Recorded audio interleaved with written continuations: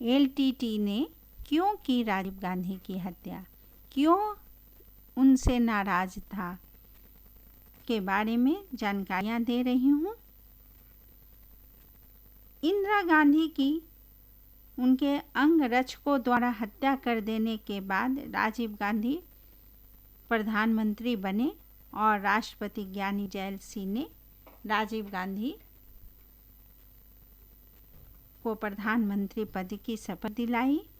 मात्र 40 वर्ष की आयु में वह भारत के सबसे युवा प्रधानमंत्री बने। राजीव गांधी का दृष्टिकोण बेहद आधुनिक था और वह भारत को भ्रष्टाचार मुक्त बनाने की चाह रखते थे। इसी समय 1976 में तमिल अलगाववादी संगठन liberation tigers of Tamil Eelam की स्थापना वेलु पिल्लई प्रभाकरन ने की थी। इस संगठन का उद्देश्य था श्रीलंका में एक अलग तमिल राज्य की स्थापना करना और तमिल लोगों पर हो रहे अत्याचार के खिलाफ लड़ाई लड़ना। एलटीटीई को भारत सरकार का समर्थन भी था और उनके प्रति सहानुभूति भी थी।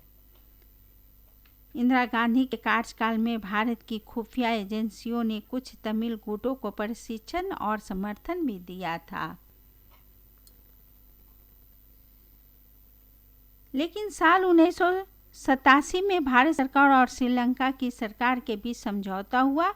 इसके बाद राजीव गांधी ने इंडियन पीस कीपिंग फोर्स को श्रीलंका भेजा ताकि श्रीलंका में हो रहे संघर्ष को खत्म किया जा सके और एलटीटीई को निरस्त्र किया जा सके।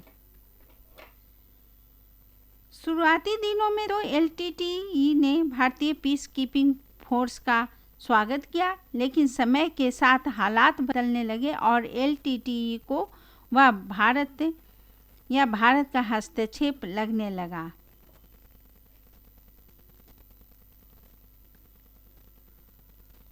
इसके बाद उन्होंने भारतीय सेना के खिलाफ मोर्चा खोल दिया,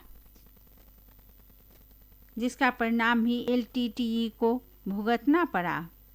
श्रीलंका में पीस कीपिंग फोर्स की तैनाती के बाद एलटीटीई में नाराजगी थी, जो राजीव गांधी को पसंद नहीं करते थे। साल 1989 में कांग्रेस पार्टी सत्ता में से बाहर हो गई, लेकिन विपक्ष में कांग्रेस अभी भी था। ऐसे में साल 1991 में राजीव गांधी एक बार फिर चुनाव प्रचार के लिए उतरे। इस दौरान उन्होंने एक इंटरव्यू में कहा था कि अगर वह दोबारा सत्ता में जाएंगे तो वह दोबारा पीस कीपिंग फोर्स को श्रीलंका भेजेंगे। एलटीटीई को इस बात को अच्छा नहीं लगा। उन्होंने सोचा कि राजीव गांधी दोबारा प्रधानमंत्री बनेंगे तो वह फिर से पीस कीपिंग फोर्स को श्रीलंका में तैनात कर देंगे। इसीलिए एलटीटीई ने राजीव गांधी की हत्या की प्लानिंग शुरू कर दी। वह प्लानिंग कोई छोटी मोटी प्लानिंग नहीं थी, बल्कि राजीव गांधी की हत्या की प्लानिंग बड़े लेवल पर की गई थी।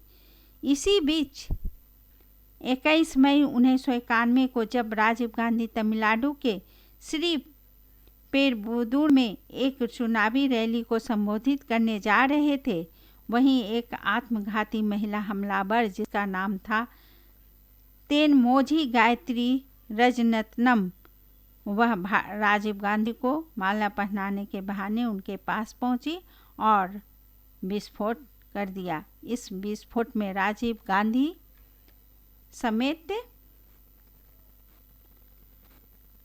कुल 14 लोगों की मौत हो गई।